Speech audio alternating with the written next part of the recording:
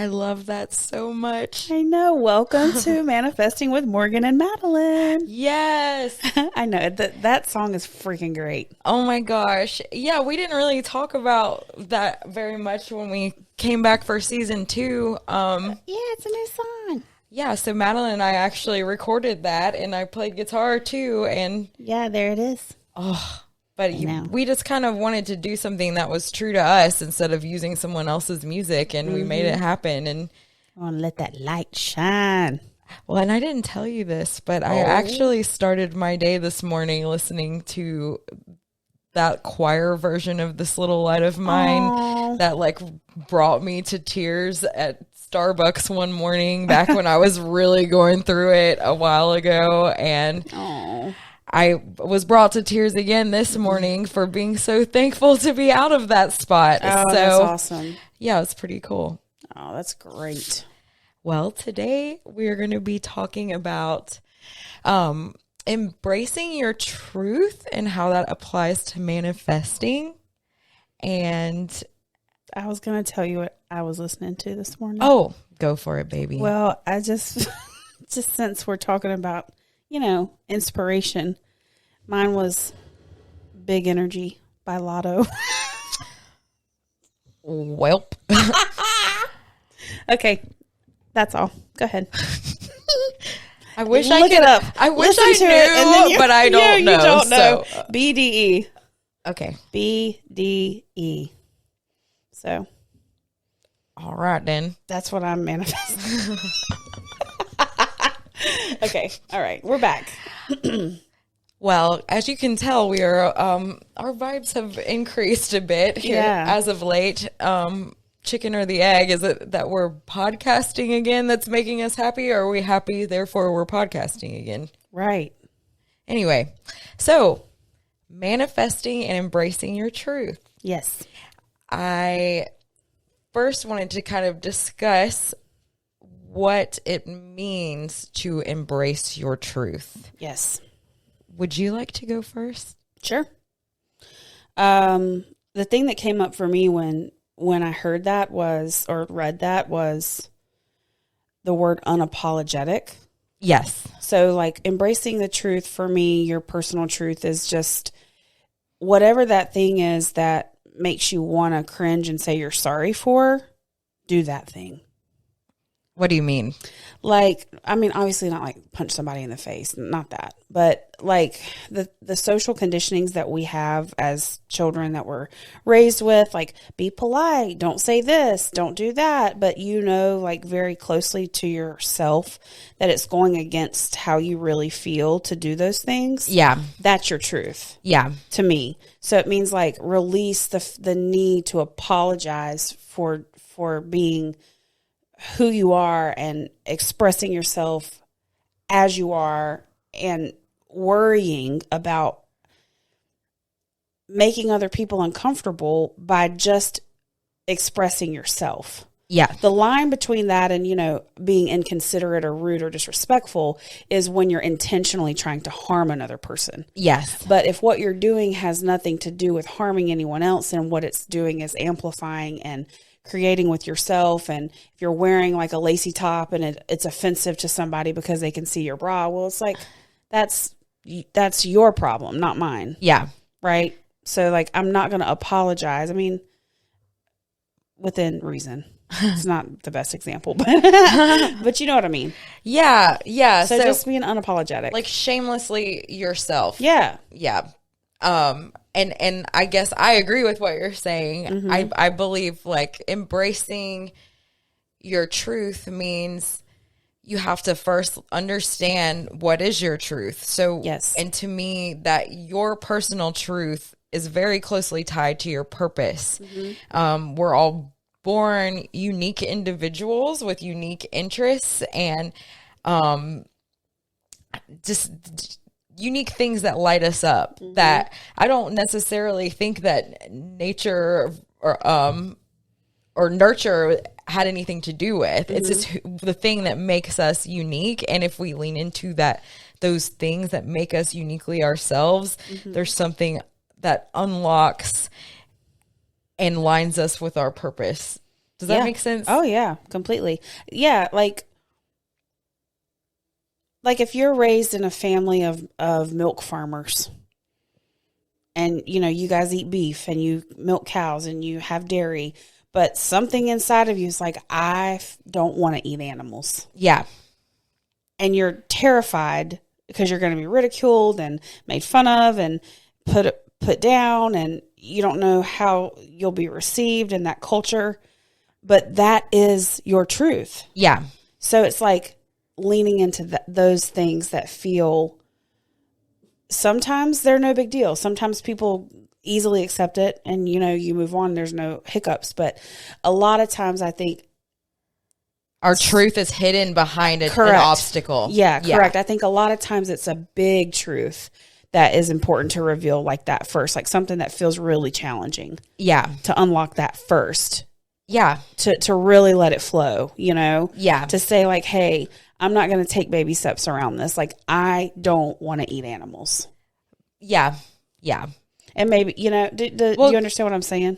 I guess it just depends on how much resistance is being caused by you denying that truth. Mm-hmm. 'Cause you could also argue like I believe that we can start paying attention to the articles we read, the Instagram accounts we follow, the clothes we wear, the jobs we pick, like all the things that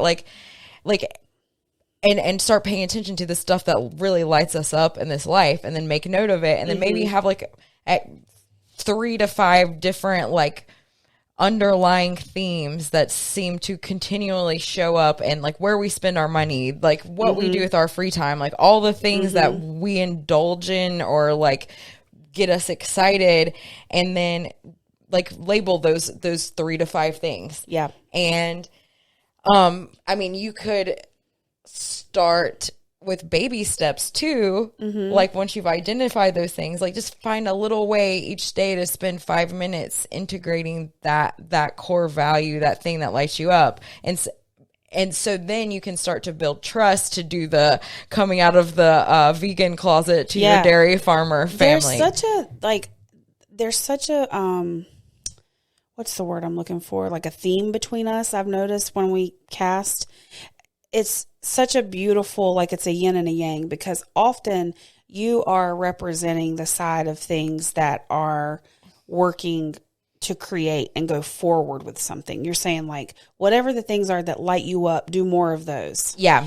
And often I take a stance, or my mind naturally occurs to like take a stand against the things that don't work for you. Have you ever noticed that when we cast? It's a little bit. It's all like I just had that moment where I realized in general. So for me, like the example rings truer, I guess, and this is the way I've been programmed, obviously, and I'm not saying it's right or wrong, but I know very much what I don't like. Yeah. And you know very much what you do like. Yes. That makes perfect sense. So you really err on the side of like, I can identify what I like. Yes. And I err on the side of I may not know exactly what I like, but I can identify what I don't like. Mm-hmm. So I think it's important, whatever the listeners whichever one of those they identify with, start there. Yeah. So like if you're more inclined to know what you don't like, then start there. If you're more inclined and you already know what you like, then start with that. Yeah. Yeah. But, oh my God, I don't know why I never, like, that's amazing. I love that. Yeah, me too. Well, there's a million ways to skin a cat. Yeah. And there's this world isn't black and white. Yeah. It's all shades of gray. Yeah.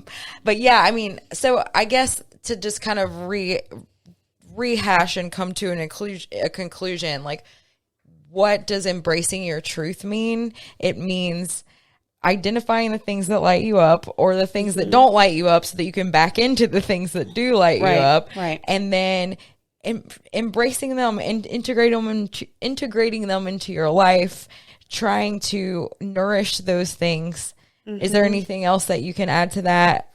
Yeah. Yeah. It's helping me really see an understanding of why, for me, I'm seeing this now. Like, I feel very much, and I know you can identify with this, like I was steamrolled as a child. Yes. Like I was very much told what to think, told what to do, told how to act, told how to look, told what's appropriate, told what to be, like this. Yeah. And so for me, I needed to start with knowing that that wasn't right or my truth.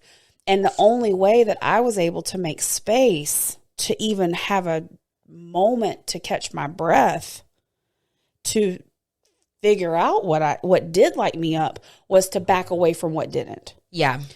And if I would not have been able to take that step back, I couldn't create the space, and I wouldn't have been able to tell you what I like because I was reacting. Yeah. So everything for me was reaction based, out of rebellion or just like what I didn't want, rather than being able to just identify that, take a step back, create space. And then in that calm, in that quiet, I can determine and understand who I am and what I like. Yeah. I wasn't ever given the freedom to have that space. And this was not, I have amazing parent. Like, I'm not talking shit. I'm just telling you the way that they were raised, the way that I was, it's just what happened. Yeah. It wasn't like intentional. It wasn't, maybe it was or wasn't, but we can't dwell on that right now. But the point is, I don't think that I knew that I was even free to say what I liked or didn't like, or have my own, I couldn't have my own opinion. I couldn't have my own choice. Because it was so indoctrinated into you. Right. What your parents and society and culture and your friends at school and everything. And also that I was a child. Yeah. And that in my household, and again, this is the way I translated it, but that meant I had no rights. Yeah. I wasn't an equal citizen. I had no value in the structure of the family. Yeah. I didn't matter. You're not in the democracy. You're in a dictatorship. I had no vote. Yeah. I had no vote. And so having no vote, changes your self-worth, because then you don't feel worthy to pursue anything that's important to you or lights you up or special to you, because what's the point? Yeah. If it's not going to matter, right? So the pursuit of your truth to me is identifying first, like you said, first of all, starting with that like super root place of, well, what does that mean for me? Yeah. What is my worth? What are my values? Where do I find comfort and joy? And then giving yourself permission to be unapologetic about those things. Oh, yeah. Yeah. Well, and what you were just saying kind of parlays into the next subject I wanted to kind of discuss with you, and that's what happens when you don't embrace your truth. Mm-hmm. What do you think? What happens to you? What have you seen? What have you felt? What have you felt? What's the first thing that comes to your mind? I mean, like, I just I just paid a huge price for not embracing my truth and putting blinders to, kind of discarding my core values. Mm-hmm. And so I'm just trying to think of like a good story to tell or way to like illustrate the point I'm trying to make. But like the big picture take home message I learned is that resistance is created in your life when you don't honor your truth. And by that, like, you create unnecessary, or I guess necessary, I don't know. You create stress. You create a void. You feel like you need to have something filled when you don't just recognize that your cup is already full. And part of what is full in that cup is that you're this unique, beautiful person on this earth that has these things that are of value in this world. And if you're denying those things, how can your cup ever be full? Mm-hmm. And the farther you are from the truth, the more your truth, the things that light you up, the things that are tied to your purpose, your core values, like the farther you are from those, the more suffering is caused. So, and that suffering looks like anxiety, it looks like depression, it looks like any kind of physiological response. It looks like you are seeking things outside of yourself to fill this void, and they're always failing you, whether it's status or a religion or shopping or, whatever, things outside of yourself. You're like scrambling to fill that void. And so like when you're not embracing your truth, it creates a hole, and the only way to fill that hole is to do the things, to lean into the things that are why you're here. And I guess for the past, the last hard season of my life, the way that I was veering from my truth is I was overperforming, I was people pleasing, I was really like setting aside the things that light me up, like creativity and design and time, money, freedom. You can't have time, money, freedom when you're a full-time employee working 60, 80 hours a week. That's the opposite. And I was denying myself of that because I wasn't giving myself permission to be in my truth. Does that make sense? And I paid big consequences. I had health issues. I had depression. I had like anxiety, like so much suffering that could have been avoided if I had just let myself see the light. And we can go down the path. We can elaborate more on like why we do deny our truth, and how many times, just realistically as people, that we do have to learn the lesson. Like some of us learn it like right away. Some of us have to like learn it over and over and over. Well, so we might make a little progress and then and have like an up level, and then when we ask for something bigger, then we're going to have bigger lessons to get us more connected with our truth. So it's never over. And our truth is sometimes changing. Yes. So we have to keep up with it. Yeah. And sometimes I feel like it can change at a different pace than our lives allow us to catch up with our truth. Queen. So sometimes those little rocky patches of transition are just logistics. Yeah. It's just kind of bumping you, shoving you along. Yeah, it's like me in my fancy bathroom. I'm like, I'm going to have to like take baths in old bathtubs for a while. Yeah. But I'm going to get to that fancy bathtub. Well, so like please illuminate me on what happens either directly to you when you deny your truth, or just in general, what do you think happens when you aren't honoring your truth? I agree with everything that you said. We kind of are comparing notes. I see that we're pretty spot on with like the anxiety, depression, those things. Obviously those are also mental issues, and I'm not discrediting that those things can also exist when you are in balance, because they can. Yeah. But just in general, sometimes they're symptoms of this gap between yourself and your truth. Yeah. But for me, something else that came up is resentment. Like personally, I know when I'm off my truth wagon, I get super angry and resentful. And I don't personally struggle with jealousy now, but I have in my life in like my earlier years. And I think that's a symptom.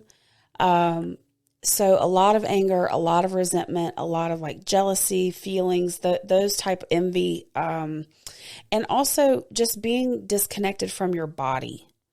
So for me, recently that looks like overeating, but it also can take a form of undereating. Yep. Or just not being connected. And scientifically we can break this down and be like, okay, well, your leptin does this, and your hormones signal when you're hungry, and then your hormones signal when you're full. And very clearly your I call it your chemicals are off. Yeah. But there's an emotional and a physical state of that. Yeah. And I think they exist in tandem. And so when you're not honoring your truth, I feel like it shows up in your body. Oh, 100%. And, we can see it. It's very clear. So it's like, just not knowing when you need to sleep. It's a silly thing. I was talking to my dad about this morning. and he he was just like, you got to get your life together. That's what he told me. But it was so cute because I know he meant like good by it. And I was explaining to him, like, if I wake up at a certain time, immediately I'm tired again. But if I wake up at another time, I feel rested. And he's like, well, this is mental. And I'm like, I think he's partially right, partially wrong. Me personally, I have to honor, this is time, money, freedom for me, 101 in my body. I have to honor that when I'm hungry, I eat. Yeah. When I'm full, I stop. Yeah. When I'm tired, I sleep. When I have to pee, I pee. Yeah. Like, I don't deny that. For me, it's a fundamental foundational level of just basic survival needs. Yeah. That's where I can start if I feel off balance. Yeah. So it's like, I don't do that American thing where it's like push through, like sometimes to an extent, you know, but like I'm not overexerting my natural energy reserves to do things. So when you are not being true to yourself, you start to neglect hearing those messages. That's correct. Oh. So I don't sleep when I'm tired and I'm, you know, strung out the next day from lack of sleep and bloodshot, you know, or I'm sleeping too much, or I'm eating too much, or I'll go all day and realize I haven't, you know, I've been on that side of it too. And I'm like, I have not had one glass of water or one bite to eat today. So when you say that you're like feeling angry or resentful or you used to be jealous and who is it directed toward? Everyone. Yeah. Anyone, everyone, but it has nothing to do with anyone or everyone. It's a fire, like a pit in my stomach of energy that I'm carrying. Yeah. And the reality is I'm resentful towards myself because I'm like, why are you doing things that you know are not what you want to do? Yeah. Yeah. The resentment's very clearly originates with me. Yeah, but you're pointing the finger elsewhere because it's easier to look outside of yourself than inward. Yeah. So, like, you could for years I did that. Yeah, I mean, it's like be resentful towards your boss for your shitty job instead of just leaving it and finding a better one, exactly. You know? Or resentful towards your parents for not letting you do this, or yeah. resentful towards your school or your teacher or your boss, your friends, anybody. Resentful towards the fashion industry because models are skinny, you know? Like, instead of just looking, like, being like, oh, well, if I took better care of myself or whatever, you know what I'm saying? Like, and on that same thing, like, that's one way, but also instead of carrying resentment towards, in that example, it's like, well, you know what? I'm going to create a line that works for my body. Yeah. Yeah. You know, or I'm going to find someone who has created a line that works for my body. And if it's not the status quo, then that's something that is irrelevant to my truth. Yeah. And if you're forcing yourself into a status quo box, often that's where a lot of the suffering comes in. The disconnect. It's correct. Like this disconnect. Yes. And sometimes you are like, there are very genetically, naturally thin women who may, or men or people who fall into that category just by design. And so there's nothing wrong with the status quo. Yeah. I'm not putting down the status quo. I'm just saying wherever your truth may lie, that is what you follow. Mm-hmm. If it happens to live within there, or if it happens to live outside of that box, instead of resenting the box, create your own box. Yeah. Like, make your own rules. Yeah. No one is like holding your head underwater here, you know? Yeah. And you have to release fear. So fear is is the biggest blocker of truth to me. 100%. The biggest, baddest monster mamma jamma ever. So I would just to kind of build off of that, like, so this is a question that just came to me that, like, I didn't even write down, but like, what do you think is the cause? Like, why do we deny our truth? Are you saying fear is? I think that's probably the root of all of it. Yeah. I'm afraid I won't fit in. I'm afraid I won't be accepted. I'm afraid I'll be rejected. I'm afraid I won't make money. I'm afraid I can't survive.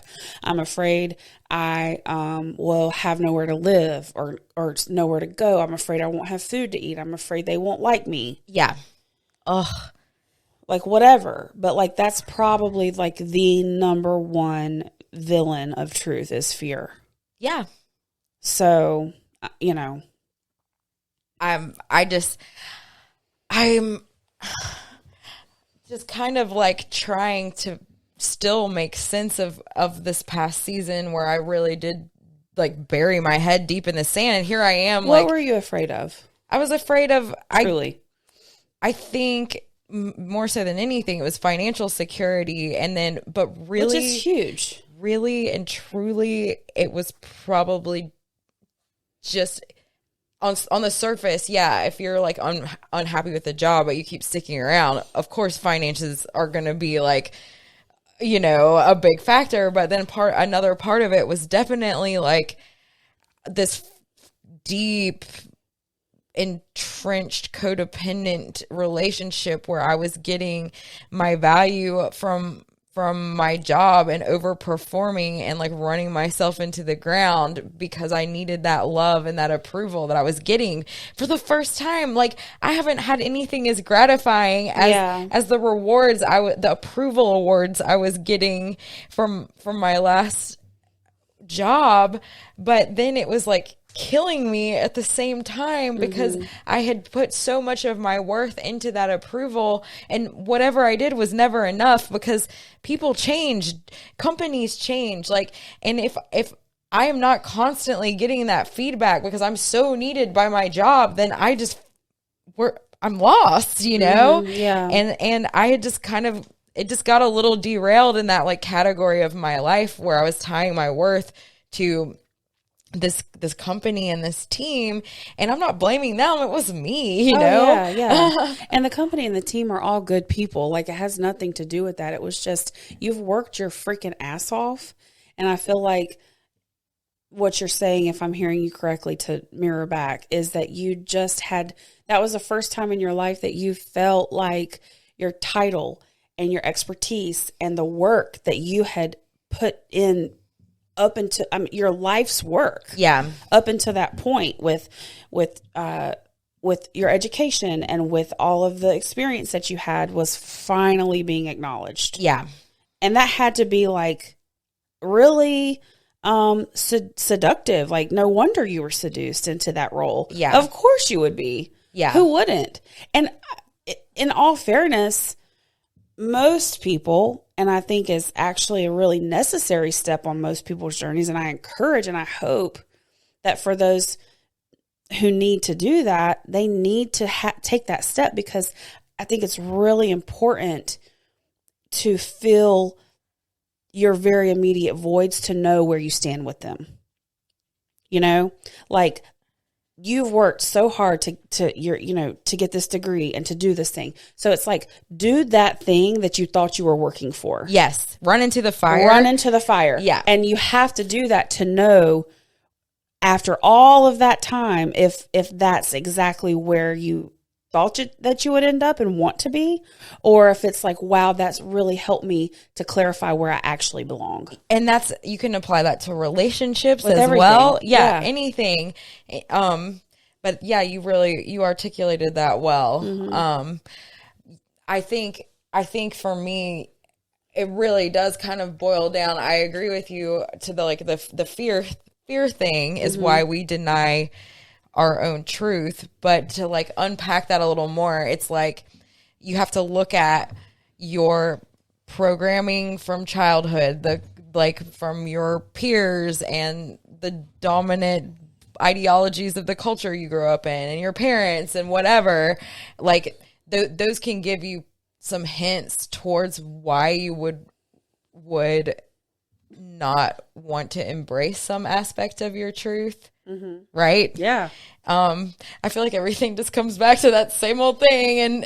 But also just asking yourself a really elementary question. And I think it may start with like, have I been allowed or am I allowed, regardless of if you want to take the time to do that inner child work or if you just want to start where you are. Yeah. You have a choice in that wherever you want to be consciously or subconsciously, but do I give myself permission now?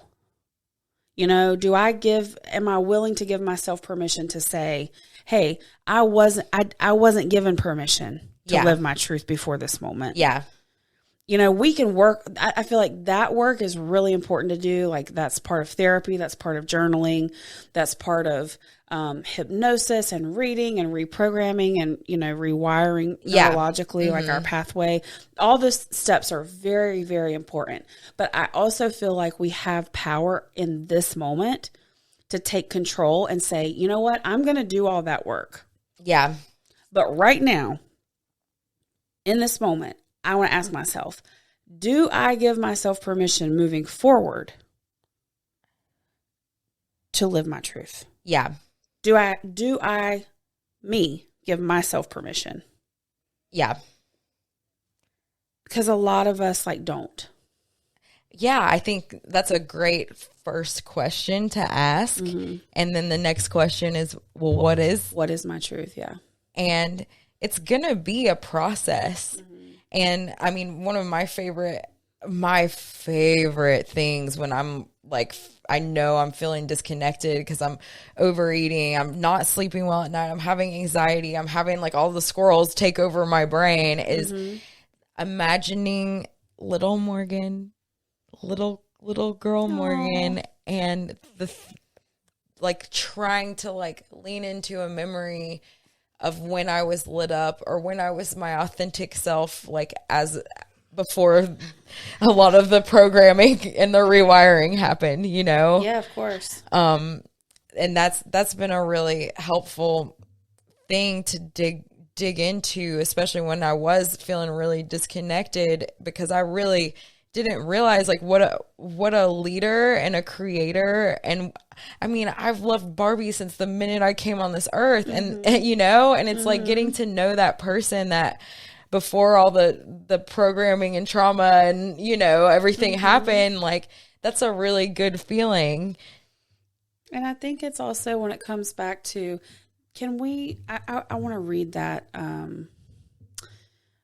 I want to read the surrendering the expectations thing, because what I hear you saying and what I feel like I'm saying is absolutely unapologetically, it's okay to lean into your truth. It's okay to do what makes you happy. And I think a lot of what we're saying too is we weren't given permission as children to do this, or even now. Yeah. We're not giving ourselves permission to do this. And one of the most, I think, core, fundamental, important lessons to learn and to know about this is, in order for us to choose to accept ourselves, we also have to give acceptance to the world. Yeah. And everyone around us. Yes. And that can be very difficult. And that's where this comes in, I believe.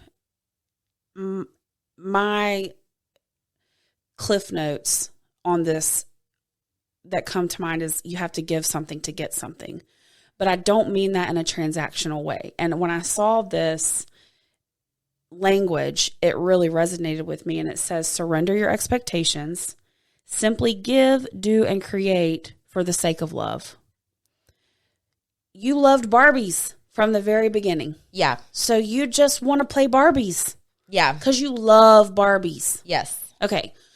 I don't know what the values are of the people around you and if that was accepted or not accepted. But like in a family that maybe values scholars and academics, maybe the little boy who wants to play with Barbies is not a core value of that family. Yeah. And maybe his or her truth at that time is beauty or fashion or, you know, dressing up. Yeah. And so it's like, wait a second.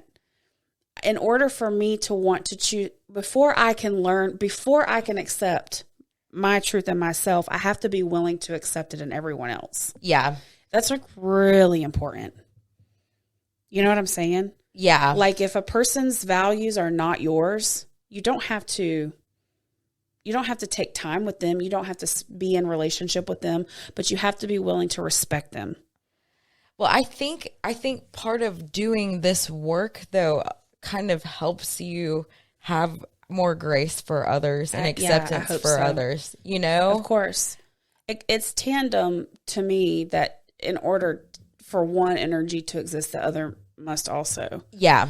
But just at times, especially with resentment, for me, I've found that I want to be accepted, but I'm not, or I want to be loved. I want to be seen. I want to be heard. But I had to check myself. At times I wasn't willing to give that. Yes. In my life. Yeah. I wasn't willing to see other people, hear other people, accept other people, love other people. Yeah. And therefore that was a huge block. And I would sit back and I would say, why? Why doesn't anybody understand me? It's like, then, well, Madeline, what are you doing to understand them? Love it. You know, Yeah. What are you doing? Where are you starting? How can you expect this river to flow if it doesn't flow both ways? So you're saying part of your journey to connect with your truth is to find the willingness to be accepting of others and their journey to connecting with their truth. Correct. Yeah. Love it. Correct. Yeah. Well, you want to take a break and let's listen to this awesome interview? Let's do it. All righty.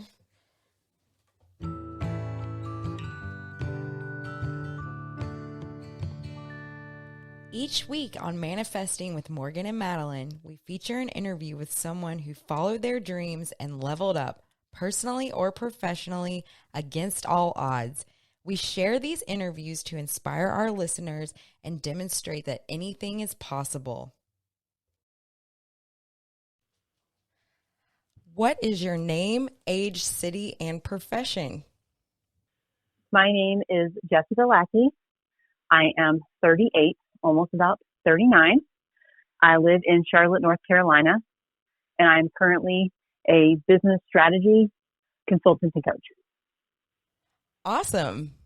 So would you mind sharing some of the circumstances leading up to your big up level? Yes.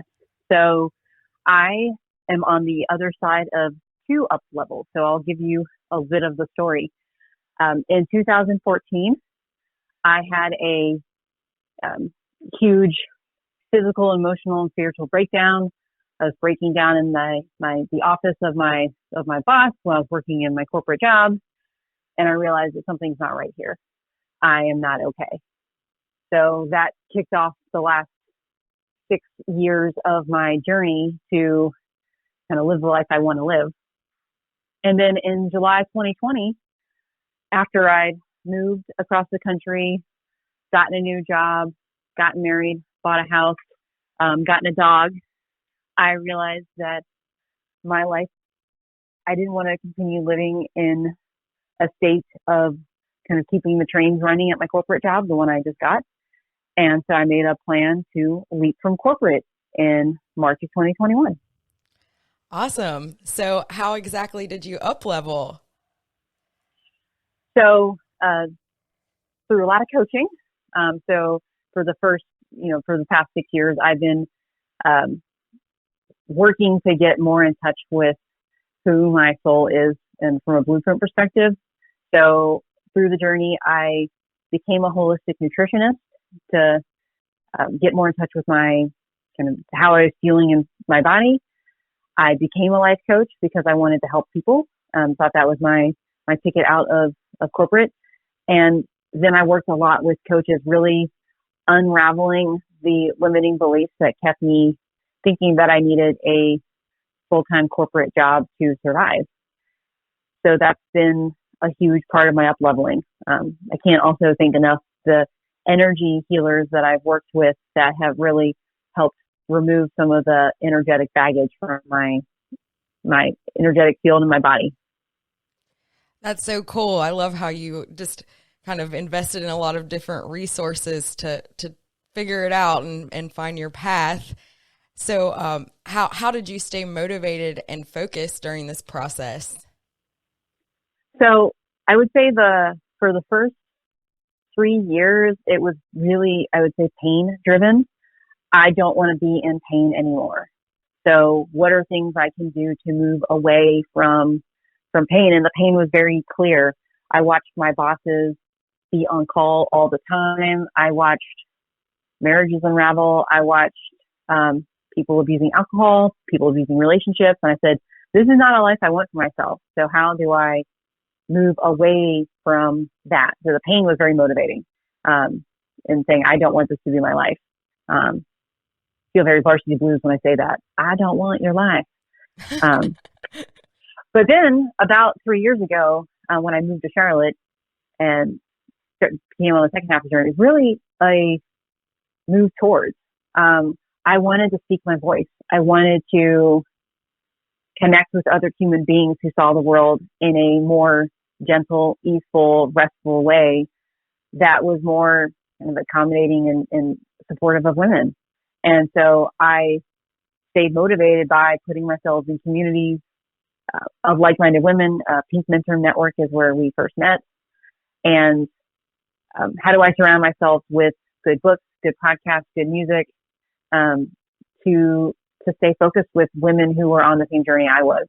And over the past 6 months after I left my job, that sense and requirement of community has just up-leveled. I've met so many wonderful women who are all in the journey with us, and they motivate me to stay true to who I am. So it took me a while to figure that out, but that's been the biggest motivating factor.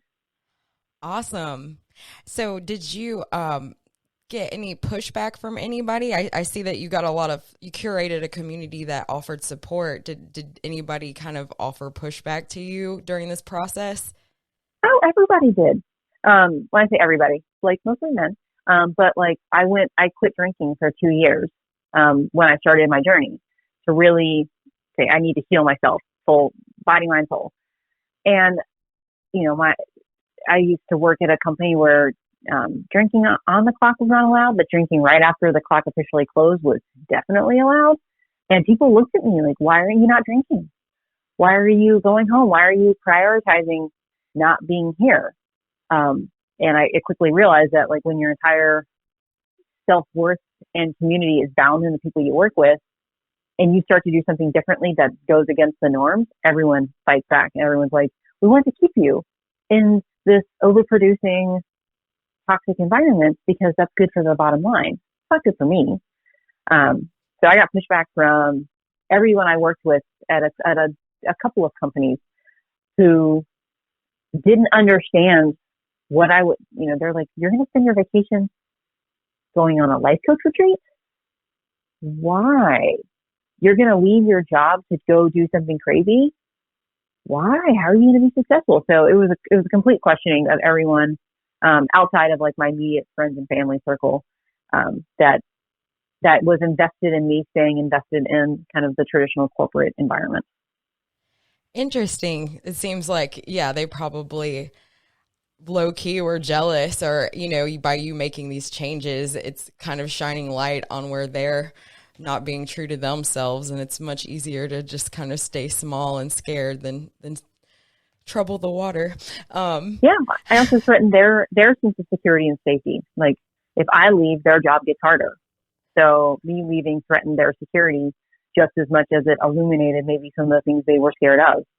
And that's powerful in and of itself, right? Like, especially when you're in a corporate environment, you finding yourself and your voice is threatening to everyone that works around you. 100%.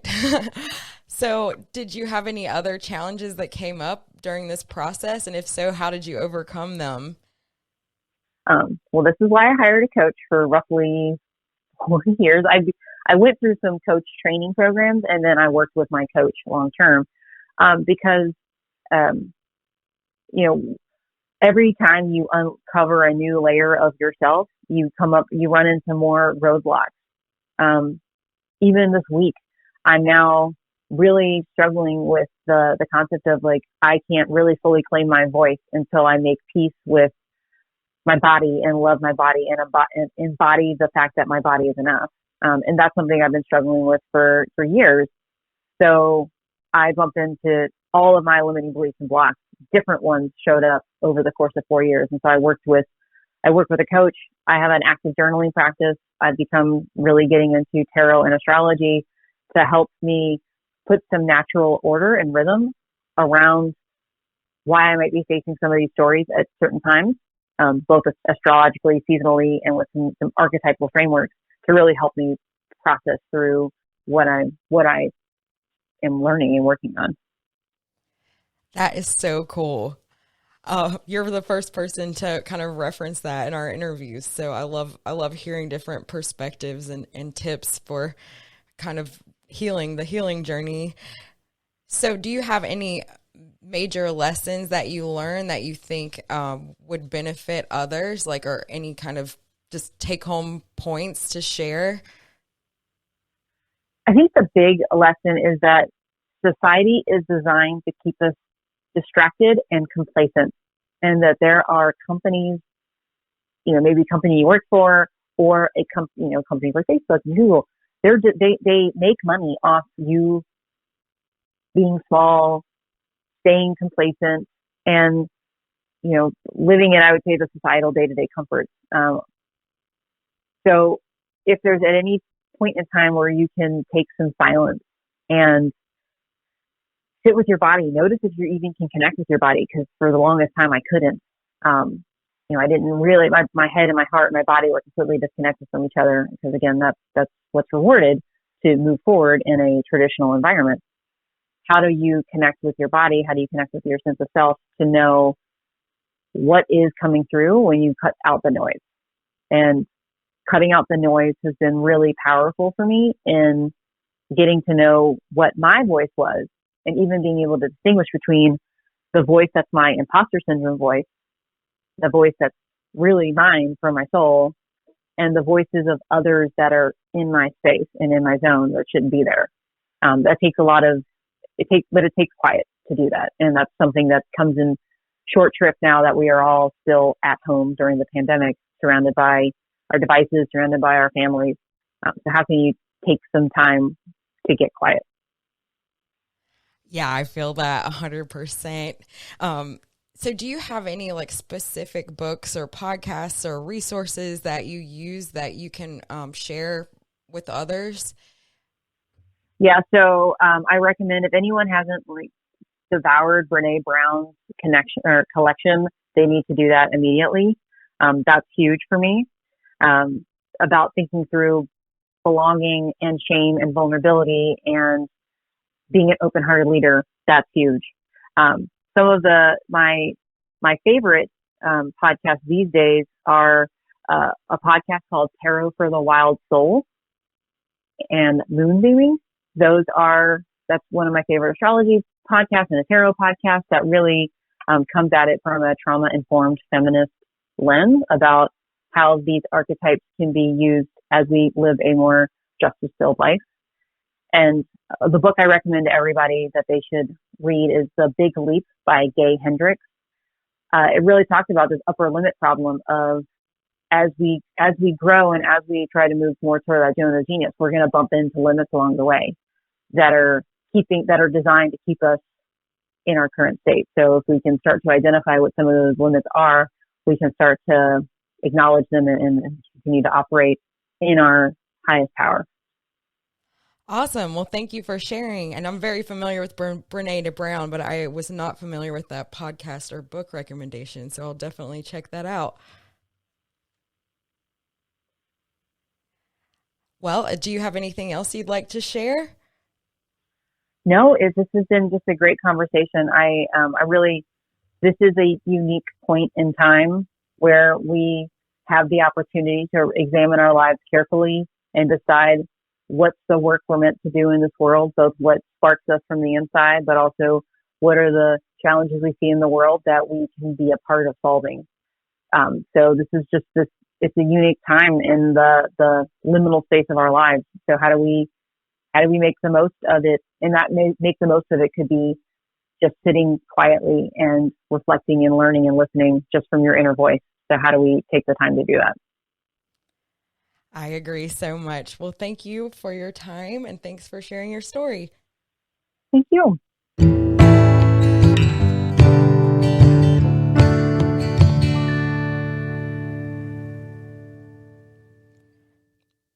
What'd you think? Oh, that was a friggin' perfect interview for today.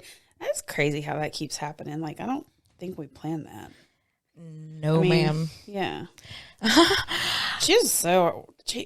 my God, the quality of the people that have shown up for these interviews is blows my mind. Oh yeah. I feel like an amateur when I listen to them. Yeah, but we're like, what? How do you know to say those words all together?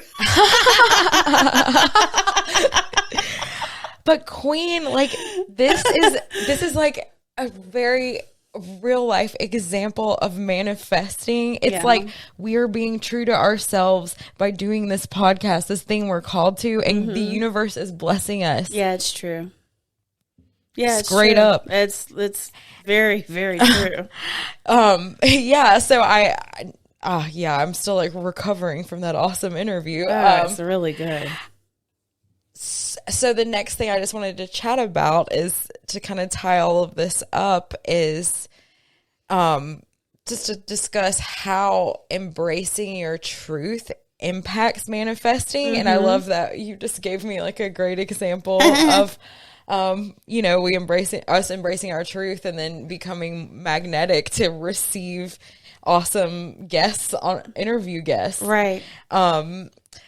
I guess I'll go ahead and jump into this one. I think that by embracing your truth, you are transforming yourself energetically. It's kind of like a hack, a vibe increase hack. If you can like start leaning into your truth, you're automatically going to turn the dial up for your vibrational frequency, which is going to make you attract the things that are on that next vibrational level. Yeah. I think that embracing your truth helps reduce resistance in all forms, whether it's like the depression, anxiety kind of resistance, like just in general. It helps you create momentum and like have like more flow and joy and all the good things in life the more that you try to tap into those things. I'm not saying that like all your problems are going to be solved. No, definitely not. That's not what's going to happen. You're still going to get tests. You're going to have mountains to climb and as you live your life. We don't ever arrive, I think never arrive. I think that it's a way, by leaning into your truth, embracing your truth, like doing the things that light you up, all that stuff, it helps you to just kind of reduce the noise so that you can hear your inner voice more, and it helps you connect with yourself more. The more you do it, the more your connection with yourself and others is enhanced. Does that make sense? Like, can you elaborate on that? I just keep having this visual of a highway. Yeah. And a traffic jam. And when you embrace your truth, it's when you're not, what causes traffic jams? Like accidents. Yeah. And what causes accidents? Most of the time, it's external circumstances or conditions like the weather, or you're distracted because you're on your phone. I mean, accidents can happen just for no reason, but for the most part, you're not keeping your eyes on the road. Yeah. And that's why you have an accident. Then accident causes the pileup. Yeah. Then the pileup causes the slowdown, and then the slowdown causes all of that. So I feel like it's the same thing with manifesting. If you keep your eyes on the prize, which is the truth, your truth, then traffic's going to move fluidly and at the right speed, and you're going to be able to focus, and everything's just going to be very like a river is going to flow. Yeah. But if you like get distracted with society and you get off that path of what's really your truth, the highway, then it's going to be a jam, and it's going to block the manifesting. Manifesting is a magnet, like you said. Like it's just a shift. Like, your problems don't go away, but it's a shift in the way your problems are solved. Yeah. Your problems become solved now when you learn how to manifest, when you learn how to stay in your worth and be in your truth. Your problems are solved for you. You attract the solution. Yes. It comes to you. Yeah. You don't have to go out and get it.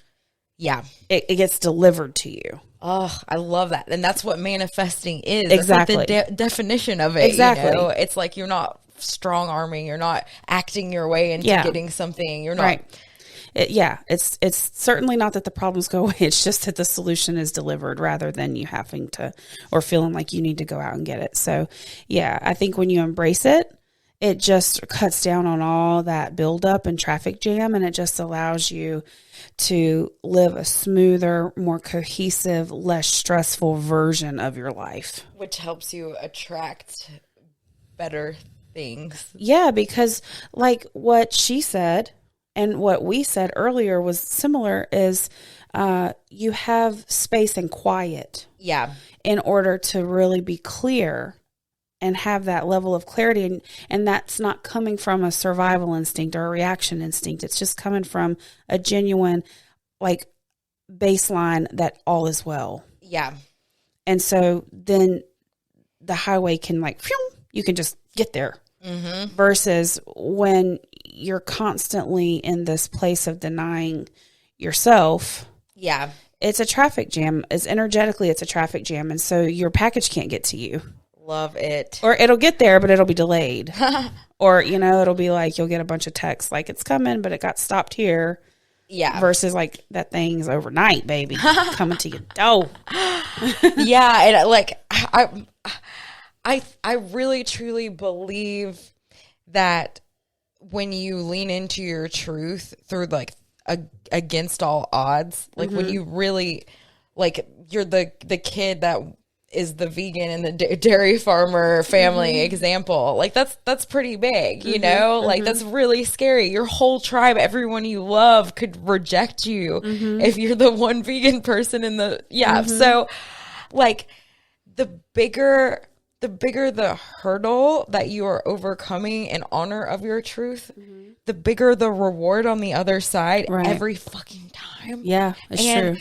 Like, I'm not in a place right now to like articulate like the science behind it or why. I can just say with like full confidence, because I've been through it enough, like when you push through in honor of yourself and your truth, like it just you always manifest something. And it's usually something even bigger than better than what I could have even imagined. But I think that, I guess really the only way I can make sense of it is that, when you are able to communicate on a vibrational frequency of trust. Yeah. Like, trust. That is, that's like right next to love. Like trust and love are like best buds, They are. Yeah, they are. And so like when you're tuned onto that frequency of trust, even if you don't know how the hell you're going to get over this big obstacle that stands between you and honoring your truth, but you just keep dialing it up and just leaning into the trust part, that might be the thing, the attraction point. It will, yeah. If you don't trust yourself, how can the universe trust you? Well, you're not going to get blessed if you don't honor your truth. It's like the Amazon warehouse is like that has your package, and you're trying to order it, but you can't give like an address. So it's like, well, as soon as you give me an address, I can get it to you. Yeah. But you don't have that relationship with yourself that's firm enough to trust to say, this is where I live. This is where I am. Yeah. So the package can't get there. Yeah. Yeah, exactly. Love. Well, yeah. So I guess the only other thing I wanted to discuss before we shut this down is, like, what are some steps to connect with your truth? Okay, my steps are, let me see what I put. I know mine have to do with being in your body, just because this is just, these are my recommendations. Yeah. So my recommendation, first of all, is what we talked about earlier, instinctually getting into your body and out of your head. So start to honor your body's natural rhythms. So honor your appetites is what I put. So we have an appetite for sleep. Honor that. We have an appetite for sex. That's a baseline thing. And maybe we don't have an appetite for it. It's honoring whatever your appetite is telling you. Yeah. Okay. Honor your appetite for food and water, and honor your appetite for movement versus rest. So when your body says move, move. When your body says rest, rest. So I love this because you're taking this is a really good place to begin because you're just learning how to hear your needs and meet them. And I'm also challenging people who think that they know what this means. Yeah, Because I can't. I don't know. Americans specifically, I'm challenging all of you out there, diet culture and all this, that you're like, I eat at 12 o'clock and I do this, and that's fine. And if that's what your body's telling you to do, then great. But if you're, there are people who wake up at 5 o'clock in the morning and they need to go do CrossFit or run 20 miles. And for some people, that is what their body really is telling them to do. And for other people, they're forcing their bodies to do that. And that's not honoring your truth. Love it. Then that's why it's not just it is a beginning stage, but I think it can apply to wherever you are. But I think it's a good, palatable way that anybody can do without, you don't need the internet, you don't need a coach, you don't need anything. No, you're just here in your body. Yep. So honor those things. When you want to get frisky up at with your partner, yourself. Yeah. Do it. I mean, I think one of the biggest challenges is learning how to identify your truth. Right. And these are very factual, tangible ways. You feel hunger. That's a tangible thing. It's all physical. Yeah. It's getting out of your mental and into your physical, which is our bodies are made of the earth, Yeah. So we're literally connected to the earth and the air and the water and the ground around us, because that's what our bodies are made of. Yeah. So when you're in your body, you can be grounded. And when you're grounded, you can have space and clarity of understanding. When the wind blows, what does that mean? Before there was all these things, civilizations flourished off these rituals of honoring the earth and the rhythms of the moon and the sun, and the crops the farmers' almanacs are based around the moon. Yeah. And the moon cycles. So there's a lot to this. You have to really understand your body. Yeah. You got to get in your body, get out of your head, get in your body. Don't deny your sexual stuff, especially women with body issues, men with body, anybody with body. Don't just trust me on this one. Just try to lean into it, even if it's just by yourself. If you feel an urge, explore it. Yeah. Very important to keep yourself connected in that way. Yeah. Being intimate with yourself, loving yourself, learning yourself, what you like, what you don't like. Very important, in my opinion. I mean, it's an energy that we all have. It's an appetite. Yeah. It's an appetite. Sometimes you're hungry, sometimes you're not. Yeah. But the point, sometimes you're ravish, and sometimes you're insatiable, and sometimes you're like, I don't need to eat for 3 or 4 days, 5, 6, 7 months, whatever, Yeah. Yeah. But honor it. And so many times people don't, and they feel like, they have shame around it, or they don't, they're too in their head. We get too in our head. Yeah. So get out of your head. To learn your truth, get out of your head is my first piece of advice for action. And then honor the 4 agreements once you get through the appetites. So for me, the 4 agreements are: be truthful with your word. So if you want to honor your truths, just start to practice when you say something, mean it, or don't say it. And that's from a book, right? This is from the book called The 4 Agreements. Yes. Yeah. But, my little spin on the explanation is, if you say something, you should mean it. And it's kind of that old saying, if you don't have something nice to say, don't say it at all. Kind of take a moment before you say something out loud to really practice meaning what you say. Yeah. And that'll help you connect with your truth, because you'll stop fluffing. You won't say things just for the sake of hearing yourself talk. I'm just kidding. This is very much a practice for me too. It's something that I'm working on a lot, but, when you communicate, it'll hopefully eliminate a lot of passive aggressiveness and confusion and codependency. It's just even if it kind of sounds blunt and a little kind of bumpy, it's okay. Just say it. Yeah. And your people will be gentle with yourself. Your people will be gentle with you along this ride. The second thing is, don't take anything personally. Also will help you connect with your truth, because once again, then all of a sudden it's not about them. You got to understand who you are. And if you're constantly distracted with other people's opinions of you, how can you know how you really feel? Yes. So don't take shit personal. I don't like your hair. Oh, thank you that you gave me. I don't need your opinion on my hair today. I like my hair today. Because if you're embracing your truth and somebody is lashing back at you, it's not personal. It's not personal. When you're in tune with your own truth, whatever they say is their truth, not yours. Yep. and you can accept that and, move on. Don't make assumptions. Get out of your head once again. Stop trying to assume other people's truths. Just don't worry about their truth. Let them have their own truth. You have yours. Yeah. Don't assume. And then always do your best. So whatever you're doing in your day-to-day life, just do it whatever your best is at that day, in that moment, in that time. If you can give 10, give 10. If you can give 100, give 100. If you can give 0.5, give point. If you can give 0, give 0. Yeah. Just do your personal version of your best. And if you stick to these things, it'll help you really stay clear in that truth path. And then just to circle in on what we talked about, practice surrendering your expectations of other people, period. And then practice, and of yourself, and then practice acceptance of others and yourself. Yeah. If you don't expect things from people in a way that you have this sort of need for them to fill your cup. Yeah. Then you won't be disappointed when they don't. And then you have no one to really be with but yourself in that. Yeah. And then you know how you feel. Yep. And you can accept it. You just blew me away. Yeah. Yeah, I mean, really, I don't have much to add except, just to pay attention to what you pay attention to. That's a good place to start when it comes to... I love that. I love when you say that kind of shit, man, because it's... I'm serious. I'm like, duh. But I don't ever think of it that way. And when you say, again, back to that, when you say...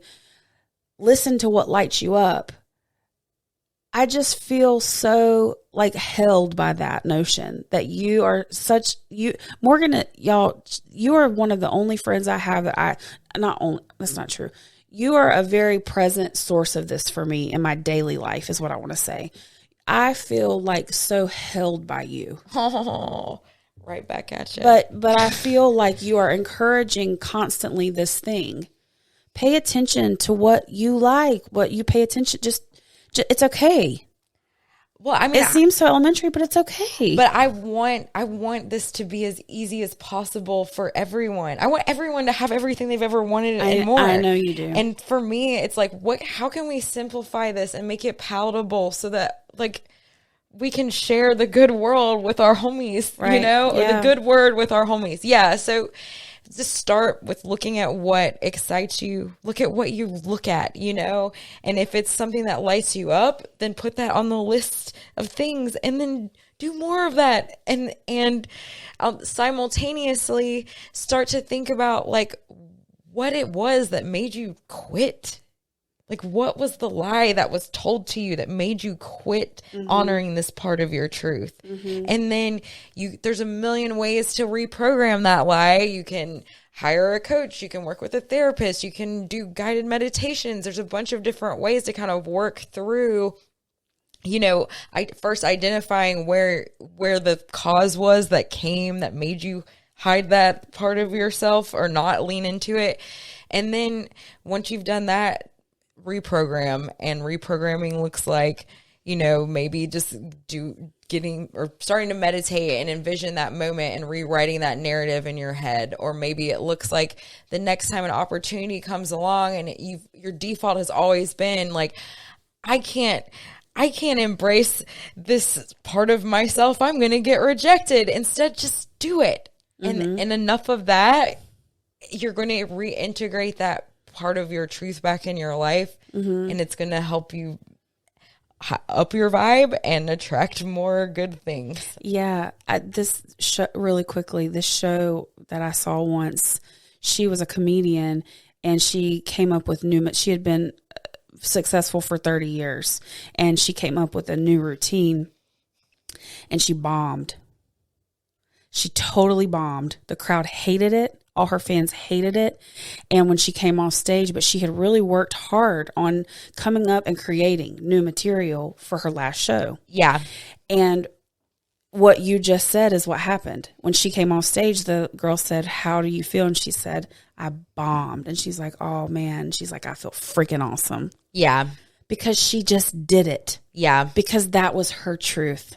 Yeah. And I promise you guys listening, if you just trust that, you might still fail. It doesn't mean the first time that you put yourself out there that you're going to just like totally succeed. Maybe you will, but you might fail, but you will feel amazing. It's freedom. You'll feel You're free. no longer tethered by this like limiting belief, this like false reality, this fear. Yeah. And then it's like, oh my gosh. Yeah. There's nothing. The sky's the limit. Yeah, exactly. Do it. Well, thank you guys for listening. Yeah, thanks and for joining. Check out our Instagram, manifesting_with_MM. We put a lot of good content on there to kind of supplement our episodes. Yeah, check it out. All righty. Adios.